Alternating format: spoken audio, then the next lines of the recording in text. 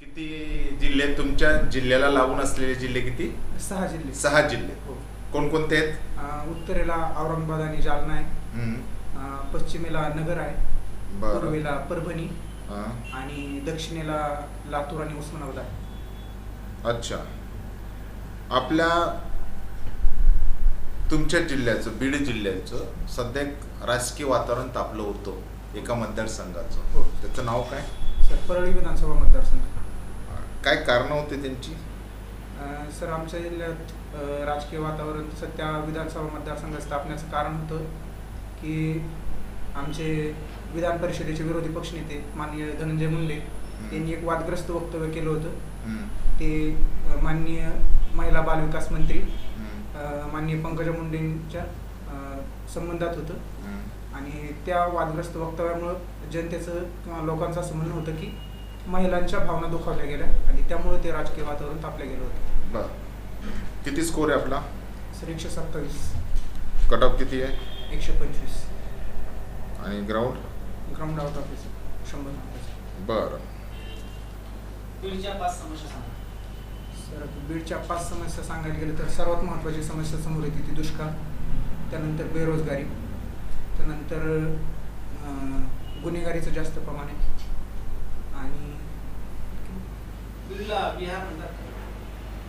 Sir, अगोदरच्या काळात बीडला mini Bihar म्हणून ओळखलं जात होतं, परंतु सध्या तशी परिस्थिती राहिली कारण नाही. काय होते असं म्हणायचं? बिहार का म्हणतात? अगोदर बिहार याच्यामुळे म्हणलं जायचं की त्या काळात गुन्हेगारीचं प्रमाण फार टोकाचं वाढलं गेलेलं होतं, जसं की बिहारमध्ये गुन्हेगारीचं प्रमाण जास्त होतं आणि त्या म्हणजे बिहारसारखंच गुन्हेगारीचं प्रमाण बीड जिल्ह्यात वाढलं गेल्यामुळं तिथं मिनी बिहार असं म्हटलं जायचं. बीडमध्ये एवढी गुन्हेगारीचं का बरं प्रमाण आहे बाकीच्या जिल्ह्यापेक्षा? सर, बाकीच्या जिल्ह्यापेक्षा गुन्हेगारीचं प्रमाण जास्त याच्यामुळे आहे की तिथं मुळात लोकांची साक्षरता कमी आहे आणि लोक साक्षर नसल्यामुळं ते गुन्हेगारीचं प्रमाण जास्त आहे असं मला वाटतं. काय आहे? साक्षरता दर काय आहे तिथला बीड जिल्ह्याला? तर साक्षरता दर 73% बरं. तुम्हाला उद्या प्रश्न द्यायचा आहे. तुमच्याकडे केस आहे, गोष्ट असतात. म्हणजे तुम्हाला बीड जिल्ह्यात दिली तुम्हाला कुठेतरी तुमची म्हणजे तुम्हाला नेमून तिथंच केली आणि जे बीडला जे बिहार म्हटलं जाते हे नाव तुम्हाला त्याच्यावर पुसायचं आहे. तुमचं काय कॉन्ट्रिब्युशन असेल? काय करणार? आता मी पोलीस उपनिरीक्षक म्हणून बीड जिल्ह्यात जाणार आहे, तर मला ते नाव पुसण्यासाठी म्हणजे गुन्हेगारीला अटकाव करावा लागेल. कसे करणार? सर, मी म्हणजे पोलीस उपनिरीक्षक म्हणून जातोय.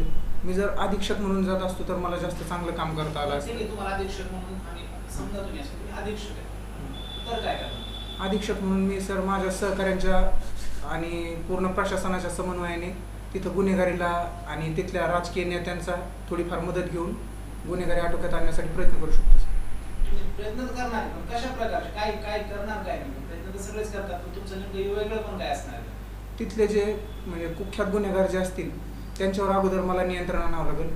त्यांच्यावर जर बसून कुख्यात गुन्हेगारांना त्यांच्यावर कारवाई करून कोणकोणत्या प्रकारची कारवाई करा? असं तडीपार माहिती का? हो, माहिती आहे. काय प्रकार तडीपार? तडीपार म्हणजे जे म्हणजे कुख्यात गुन्हेगार आहेत जे वारंवार गुन्हे करतायत त्यांना त्या जिल्ह्यातून किंवा ते ज्या ठिकाणी गुन्हे करतायत तिथून हद्दपार केलं जातं. ठराविक सीमेत. तडीपार कोण करतं? सर, तडीपार आपले कलेक्टर, जिल्हा अधीक्षक, जिल्हा उपाधीक्षक यांना तडीपार करण्याचे अधिकार आहेत ग्रामीण भागात. मुळशी पॅटर्न पिक्चर पाहिलं? हो सर, पाहिला. त्यात पण गुन्हेगारी आहे ना? हो सर. काय ते मुळशी पॅटर्न का म्हणतात त्याला? काय प्रकार आहे ते? कुठल्यावर कसा वचक बसवतात?